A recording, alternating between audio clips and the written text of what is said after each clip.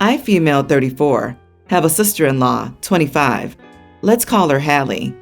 She's been together with my brother Jack, 32, for 3 years now. We were born in Europe, but originally from the Middle East. Hallie was born and raised in Europe. Our religion and culture are different from hers, but we didn't mind because she's a nice girl and we're open-minded. She really tries her best to please my brother in every way. She's learning Arabic, asking about the culture, and lately has started looking up recipes from our country too. My brother is very happy with everything she does, and if he's happy, then we are too. Last week they came to visit our whole family for lunch. Our family is pretty big with many cousins, kids, brothers, sisters, parents, and grandparents. Most of them were there. Hallie made a really popular meal from the country we originate from. Everyone was amazed by it. She left it in the kitchen with the other dishes for later. Well, to be fair, I'm cooking since I was a teen, and I'm a pretty good cook too.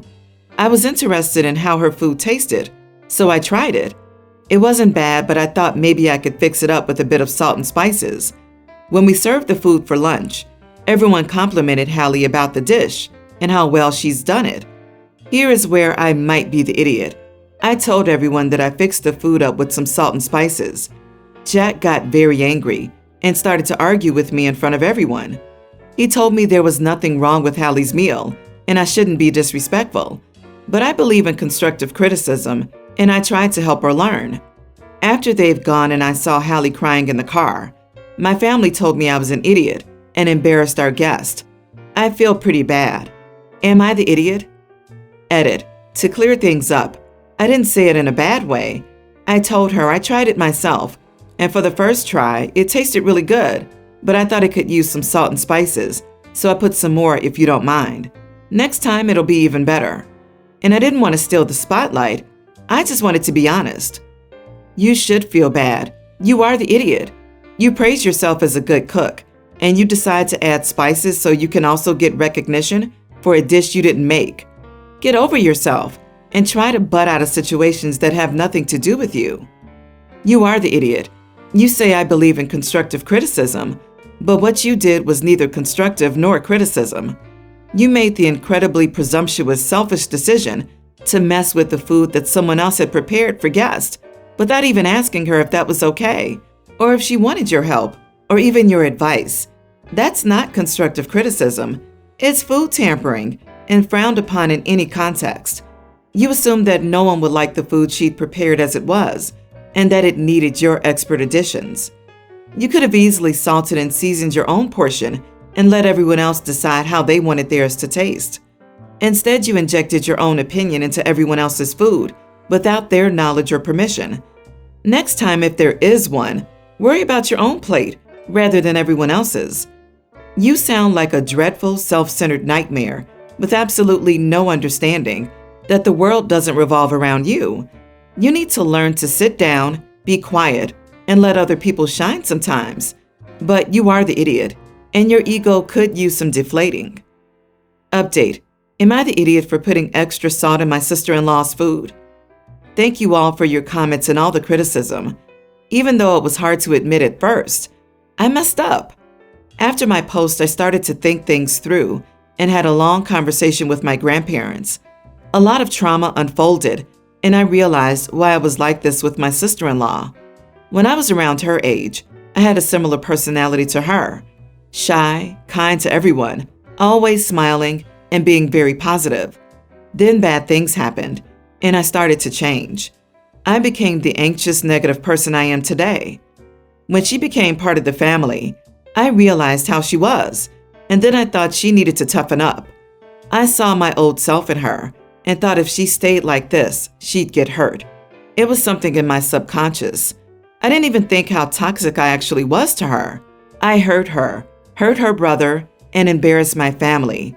I wanted to fix things, apologize, and make sure nothing like this happens again. So I invited her over for lunch. Thankfully, she said yes. I looked up some recipes from her country and got to cooking. When she arrived, the food was ready. She tasted it and jokingly said, "It could use some salt and spices." Oh my Lord, I deserved that. Ha ha. Then we had a conversation about our issues and cried. It was so wholesome. We promised each other we would cook something together every weekend. Then we went to my parents' house and almost everyone was there who came to visit last time. I've apologized to the ones I've hurt and promised nothing like this will ever happen again. They forgave me. We had a good time. Lots of laughs, tea, and food. Before they left, I pulled my brother to the side and gave him my phone with a confirmation email. I rented the most romantic place ever for him and my sister-in-law to go and celebrate Christmas together. We will decorate the place with Jack in the next few days. And finally, I've decided to go to therapy and work on my issues, for the sake of myself and my family too. These few days were intense, and this was a huge wake-up call. One thing for sure, I wouldn't want to lose the ones I love the most. Thank you. You've done so much work in the past few days. I hope you're taking pride in all that you've done, because it takes real strength of character to do as much self-reflection, action, and apologizing as you've done, especially in such a short amount of time. I really hope that you continue your work, because it's already paying dividends, and you deserve to be happy, well, and loved. So excited to see you reach out to your sister-in-law like this. All the best wishes. My parents prodded me, 23 male, to study hard, earn good grades, and involve myself in extracurriculars throughout high school. They constantly said things along the lines of, "Look at person A's sister. She's attending Harvard Law. And follow person B's example. He's doing an MBA at Stanford." I did as I was told and was accepted into one of the Ivy League universities. I vividly remember crying out of sheer happiness when I logged into the portal and saw my acceptance letter. I thought my parents would be just as excited as I was, but imagine my shock when they said, "We think you should attend state school instead because it's a lot cheaper and just as good for your major, computer science, as the university. We earn X per month. The mortgage is Y per month, so we must support the family on Z per month. Where's the money for you to attend uni?" They logged into their bank account and invited me to do the budget calculations myself. I saw them, saw that their numbers added up, and declined my uni offer, as much as it pained me. I went to state school for my bachelor's and master's in computer science. I currently work at a well-paying job, which means that I'll pay off my student loans relatively quickly. My parents said they'd pay the difference after I took out the max in federal loans per school year. My sister, nearly adult, called in December to tell me that she was accepted early into one of the Ivy League universities. I congratulated her on getting in and asked if our parents would force her to decline her offer as well, due to the cost. She told me that Dad told her not to worry about the cost. I then put two and two together, made an excuse to leave, and hung up the phone. I couldn't believe that I hadn't put two and two together before that moment. My dad has worked at a different well-paid job since 2006. These companies give their employees a lot of stock per year, which meant that when I was getting my college acceptance letters, spring 2016, my dad's shares were worth hundreds of thousands, possibly even millions of dollars. As a result, my dad can pay for my sister's tuition by selling off some of his shares. The next time my parents FaceTimed me, I asked them why they were unwilling to sell some of my dad's shares when I was accepted into a well-paid job. They visibly tensed up and muttered something about how their financial decisions were none of my business. I told them that this was the last time I'd ever speak with them because they were liars who pulled a giant bait and switch on me. That all happened shortly before Christmas. The girlfriend asked me why I've been declining all their calls lately. After I explained to her why, she told me that she could see why I was angry, but she also told me that I really shouldn't be complaining, as I'm in a better financial position than at least 95% of people our age. So, am I the idiot? Situation sucks. You are better off than most for this. Your girlfriend's correct, but what I'm hearing is that it isn't about the college choice or financial choice, but rather the clear favoritism towards your sister. It's your choice whether to move on or forgive. But in my years of being not the favorite sibling, it took me a long time to realize I don't forgive them for them. I do it for me. Bitterness sucks. I am low contact, and I'd suggest the same for you. That being said, yeah, you're not the idiot, but for your own mental and spiritual health, don't let it eat at you. Forgive and move on. That doesn't mean you need to keep them as centerpieces in your life. Forgive and move on? Absolutely not. Forget and move on. There was no apology, no explanation, no regret or shame. They have done nothing to earn forgiveness.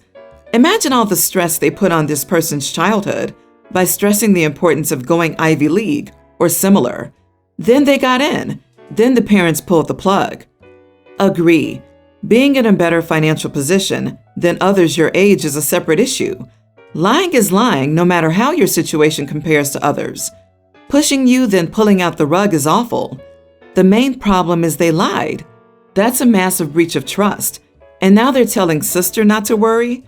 I'm sorry, that has to hurt. And then they don't even offer to pay off the loans for the lower costing school that they pushed you to. Come on. You're totally justified in not talking to them ever, if you want. Or you could tell them to give you the same sum they gave her for school. All those stocks are way up now. They should be able to afford it. Or they can take out a loan. Serves them right. Whatever you do, not the idiot. You were lied to for years. Honestly, I don't believe I can be an idiot, but it doesn't hurt to check. My ex-wife, 33, and I, 33 male, were married for almost 2 years before we divorced 6 years ago. When we were dating, we talked about kids. I said I didn't want to be a father, and she felt the same way. A year after we got married, she said she started having second thoughts and decided she did want to be a mom. We tried to work this out, but there was no going back. Maybe I was just desperate to save my marriage because, other than that, we had a really great life together, and we loved each other deeply. Then one day, she told me she was going to schedule an appointment with a fertility clinic to try to have a baby via IUI, since I've refused to get her pregnant. And if I wanted to stay, then I needed to accept that we were going to have a baby. This wasn't going to work out for us. I wasn't ready to be a dad, and she shouldn't be deprived of being a mom. So I filed for divorce. She didn't want me to leave, but it was the best thing to do. Year after the divorce, I became friends with my current wife, Addie. We became terrific friends, and I fell hard for her. Addie was a single mom with a toddler daughter, so I was really conflicted at first about pursuing a relationship, but we made it work. The two made it so easy to fall entirely in love with them, and after being together for 3 years, we finally got married 10 months ago. My ex is still in contact with my siblings, which I'm fine with, and through them she learned that I not only remarried, but I was now a stepfather. My brother told me my ex wanted to talk, and after checking in with my wife, we met up for coffee to catch up. She showed me pictures of her young son, Robert, and she confessed that she felt a little cheated after learning about my new family, that according to her, I clearly didn't have much of a problem with kids, and we'd still be together, raising our family. I didn't know what to say, but I wasn't expecting her to tell me I should bond with Robert, since he legally would have been my son if I hadn't divorced her. She became angry when I told her no, and said I owed Robert for walking out on the marriage, and he deserves to have a father. I left early because she was making no sense, and my wife agrees that it's very unusual. I have no ties to Robert, and how can I be a father to a kid I don't know? We have our own family and our own life. My brothers and parents have heard from both sides, and they do feel I should step up for this kid. They're a bit biased though. While they adore my wife and stepdaughter, they still have a soft spot for my ex, and have said she's had a hard time as a single mom, and it would be really beneficial for Robert to have a father. Me refusing to be a part of his life is unfair to them, since I obviously wasn't entirely against having kids, as I said I was when we divorced. So, am I the idiot? I get that she feels cheated. I would too. But that's the way the cookie crumbles. There's a big difference between your wife telling you that she's doing IUI and you need to suck it up, and meeting someone up front about already having a child. Not the idiot. I would honestly consider asking your family to distance themselves from her at this point, because if I were your current wife, I would feel very strange. Ex tried to force this man to have kids before he was ready. She was like, my way or the highway. So he chose the highway. If he decided he was ready to be a dad a few years later, great. Ex was manipulative and controlling and unwilling to listen to her partner. She doesn't get to worm her way back into OP's life now just because she regrets becoming a single mother. And for the record, she's still being manipulative, trying to guilt him into staying around for a kid that isn't his and he didn't want in the first place. Sorry, dude, you are the idiot. You literally walked away from a perfectly good marriage because you didn't want to be a father and then married someone else to become an insta-dad? And you can't see why you're wrong? Okay. You made it blindingly clear you did not want a child to the point you chose divorce rather than parent with her. But you choose it with your new wife and now parent a kid? Essentially, you're willing to forego your deal breakers, just not with her. My ex gets our son during the week, and I get him on weekends. He's a pre-tween, and that's just my guy. Now, during the week with his mom, who I think is a wonderful woman, our personal issues aside, she's a good mom too. Things are tight on his ship. He's kept on a strict schedule. Everything is monitored and kept very orderly. When he's with me, we don't do schedules. If he feels like watching TV in his PJs until 11 a.m., fine. If he wants a few sodas, fine. I don't think the earth is going to collapse by allowing that. What annoys my ex is that, in her opinion, we do too much hanging out together. She would prefer if we have more productive weekends. We watch movies, order out. Sometimes he listens to music on my computer, and he likes doing that, which is a big issue for her. She has a nitpick for everything, it seems. I feel like even when there have been times when I've had an issue with how she parents, I've kept quiet. I figure that nothing good will come from that conversation. That same respect isn't paid to me. She had a huge problem with this past weekend. She was irritated that I ordered 3 pizzas and let him watch the Kanye West Chicago show he did back in the summer. For her, it was like a junk food health hazard and a rap music on a young brain issue. My point to her was that we didn't sit there and eat 3 pizzas in one sitting. The majority of it was leftovers. And as far as the music thing, it was clean. I didn't recall any swear words. I told her I think she just looks for things to get mad about, and for some reason, can't stand that we get to have quality time. Am I the idiot? You are the idiot. Your quality time sounds like you're hanging with a buddy and not an impressionable child. 3 pizzas in one weekend are not giving him a healthy diet and pure laziness. He's learning what it means to be a man from you, and you're teaching him crap.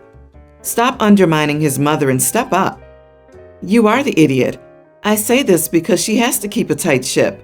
She's managing the entire school week, so preparing food, washing clothes, doing homework, helping him study, getting him to and from school and any extra events, and making sure he's going to school with a good night's sleep and a body full of healthy food to help him function.